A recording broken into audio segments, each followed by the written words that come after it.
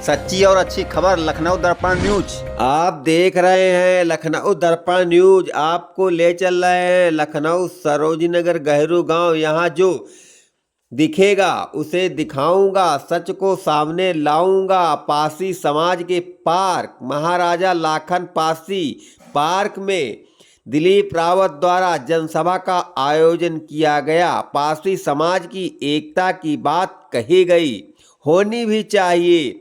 साथ में महाराजा लाखन पासी की मूर्ति लगाने की बात का प्रस्ताव पास हुआ। पासी समाज अब जागने लगा है, अपने पूर्वजों को याद करने लगा है। यहाँ पर किसका किस तरह सम्मान हुआ हम साफ साफ दिखाएंगे। विधायक राजेश्वर सिंह का स्वागत, रास्ते में महिलाओं द्वारा फूल बरसाकर स्वागत किया गया। मुख्य अतिथियों का होना भी चाहिए, लेकिन अपने बड़े पद बड़े बूढ़े राज मंत्री का भी कम नहीं होना चाहिए। हमारा काम है दिखाना, दिखा रहा हूँ। आपका काम है समझना। आप समझदार हैं किस तरह किसका सम्मान हुआ है, किसका होना चाहिए। आगे ले चल रहे हैं। दिलीप रावत ने बड़ी मेहनत की, जो समाज को जोड़ने का काम किया।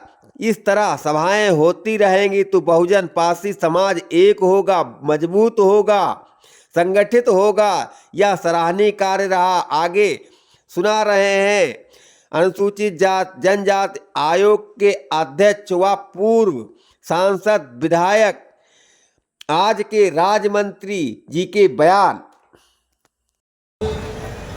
पावन कार्यक्रम में हमारे मुख्य अतिथि आज के बहुत ही लोकप्रिय योग्य विधायक परमादरणीय राजेश्वर सिंह जी,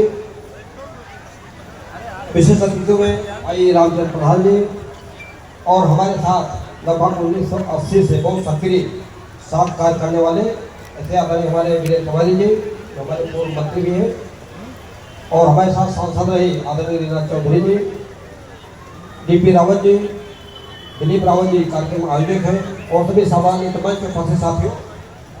अध्यक्ष का पद केवल मौन धारण करने के लिए होता, बोलने के लिए नहीं होता। सबकी सुनना और उसका मनन करना, उसके बाद अपने जीवन में उतारना।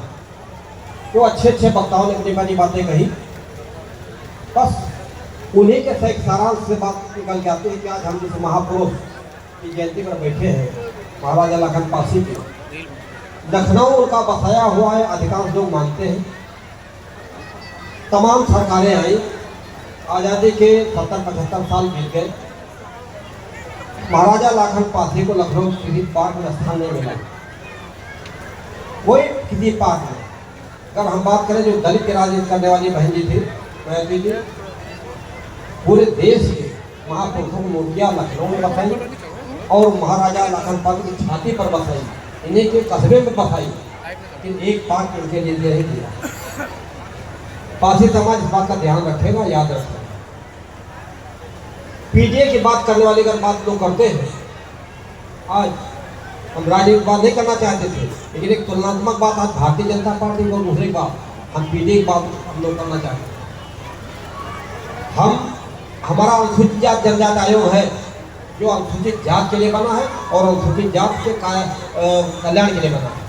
उसमें भी समाजवादी पार्टी ने राम बचन राजभर को अध्यक्ष में बैठाया था। किस तरह का पीडीएफ बनाना चाहते हैं, हमारे यहाँ को छीनना चाहते हैं। हम तो माने नहीं मानते, लेकिन अनुसूचित जनजाति आयोग पर आपने राजभर जी को बैठा दिया, पिछले जात के लोगों को। क्या हिस्सेदारी आपको हम मिलने वाली है? और एक भारतीय जनता पार्टी अनुसूचित जनजाति आयोग 1995 में गठन हुआ। 95 से 2024 अक्टूबर में भारतीय जनता पार्टी ने पासी समाज के व्यक्ति को कैसे बैठाया। ये एहसान भारतीय जनता पार्टी का है पासी समाज पर, और मुख्यमंत्री योगी आदित्यनाथ जी का एहसान है पासी समाज पर। मतलब 29 साल बाद किसी पैसे को बैठाया, और उसके बाद आयु सीमा 65 वर्ष की हम थे 71 साल के, तो मुख्यमंत्री जी ने कानून बदल करके 65 साल की आयु सीमा खत्म नहीं और सीमित कर दिया। कोई आयु सीमा बंद नहीं रखा, और उसके लिए कानून बदला तो भारतीय जनता पार्टी पारसी समाज के लिए कानून बदलने का काम करके और तब अवसर प्रदान करती है। तो पारसी समाज के लिए भारतीय जनता पार्टी हमारे हितैषी है कि दूसरी पार्टियां जो हमारी कुर्सी पर बैकवर्ड बैठा। अंतर इतना देखना, सारी बातें सब हो गई, कौन कहा था, लेकिन अंतर राजनीति का है। अब महाराजा लाखन पासी या बिजली पासी राजा रहे होंगे, अब राजा कोई नहीं बन सकता। अब लोकतंत्र में राजा बनोगे और लोकतंत्र में राजा बनने के लिए आपको अपने वोट को संगठित करना पड़ेगा और जो हमारे हितों की रक्षा करेगा हम उसको वोट देकर को आगे बढ़ाएंगे, तब मानेंगे कि हमारी सत्ता हमारा राज्य है। बहुत दावा को चला गया, हम राजा थे, योद्धा थे और कैसे चले गए, और आज नहीं, हम 1000 साल पहले राजा थे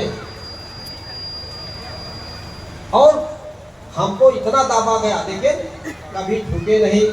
अभी वक्ताओं के बीच में आ गए, ज़्यादा समय नहीं लेना चाहते। अगर हिंदुस्तान में कोई धर्म परिवर्तन की बात करे तो एक भी पार्टी का उदाहरण नहीं कि जिसने सनातन धर्म कबूल किया हो, धर्म परिवर्तन किया हो। स्वाभिमान के साथ कोई समझाव पारसी समाज का नहीं रहा है। पारसी समाज केवल सम्मान चाहता है, अगर सम्मान है तो टूट जाएगा, लेकिन झुकेगा नहीं। तो आज अपने स्वाभिमान और सम्मान को बचाने की आवश्यकता है।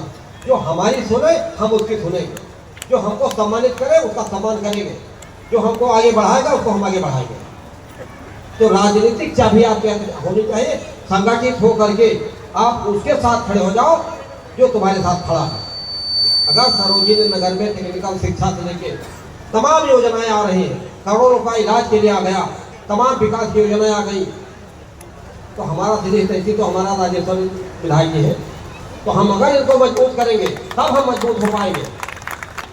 हम अपने लिए कुछ नहीं कर सकते, लेकिन अपना नेता ऐसा चुन लिया कि पूरी सरोजिनी नगर में नहीं, उत्तर प्रदेश के विधायक का नाम चर्चा में है, पूरे प्रदेश की आंकड़े के बताते हैं। तो हमारा जो लोकप्रिय विधायक है, हम इसको साथ इनके साथ खड़े होकर इनके हाथों मजबूत करेंगे, कंधे कंधे मिला करके चले, तो फिर पुनः इनकी प्रवृत्ति होगी, भाजपा की सरकार बनेगी। तो जिस तरह से सरकार हमारे दलितों को ही माँ बहनें बहुत बैठी है, जितनी योजनाएं चली है भारत सरकार की, सबसे ज़्यादा गरीब के लिए और उसमें आधे से अधिक महिलाओं को मजबूत करने के लिए नारी सशक्तिकरण, नारी बंधन योजना, दुनिया भर की योजना चलती है। लेकिन जितनी योजनाएं चली उन योजनाओं में विधायक योजना में भी एक योजना है। क्या योजना है महिलाओं में? जितनी योजनाएं, चाहे फिर निःशुल्क का राशन कार्ड हो, तो राशन कार्ड गरीब को दिया गया, मुखिया कहाँ महिला रहेगी, घर में पति है या नहीं, महिला मालिक होगी राशन कार्ड में। अगर हमने आवास दे दिया तो पति घर में है, लेकिन कहा नहीं महिला के नाम रहेगा ये। उसमें निःशुल्क बिजली कनेक्शन अगर आया तो कहा वो कनेक्शन मालिक महिला होगी। निःशुल्क गैस सिलेंडर मिला तो उसकी मालिक महिला होगी। तो खाने के लिए राशन कार्ड निःशुल्क दिया, पकाने के लिए गैस सिलेंडर दे दिया, रहने के लिए आवास दे दिया और बिजली रोशनी के लिए उन्होंने बिजली दे दी। घर में टोटी पानी फ्री हो गया, आयुष्मान आपका फ्री हो गया। तो महिलाओं को मुखिया बनाया। मोदी जी और योगी जी की बड़ी दूरदृष्टि है कि हम महिला को अगर नाम से मुखिया बना देंगे तो मजबूत हो जाती है। और चाहे हिंदू हो चाहे मुसलमान हो, कोई जाति हो, तलाक की सिस्टम हर जाति में है। कभी कभी दारू पी के आए, चार डंडा मारा पति ने, कहा तुमको नहीं, लेकिन उन्होंने घर से भाग के चली जाओ। तो मोदी जी ने योगी जी दूर से निशाना बनाया, अगर ये पांचों चीज निःशुल्क देते हैं, हम महिला को मुखिया बनाएंगे, तो अगर कोई पति कहता कि अब तुम मेरे घर से चले जाओ और तुम्हें तलाक देते हैं, तो अब तलाक किसका होगा? तलाक उस पति का होगा, क्योंकि मालिक पांचों की महिला है। तो तलाक बंदी खत्म कर दिया। तो महिला को मजबूत करना एक विषय है और तलाक से छुटकारा दिलाया योगी और मोदी जी ने। तो हम एहसानमंद हैं भारतीय जनता पार्टी के, मोदी जी के, योगी जी के, माननीय योगेश्वर जी के। इसलिए हम सब लोग कंधा से कंधा मिला करके इनका साथ दें और इनके साथ चले। बहुत बहुत धन्यवाद।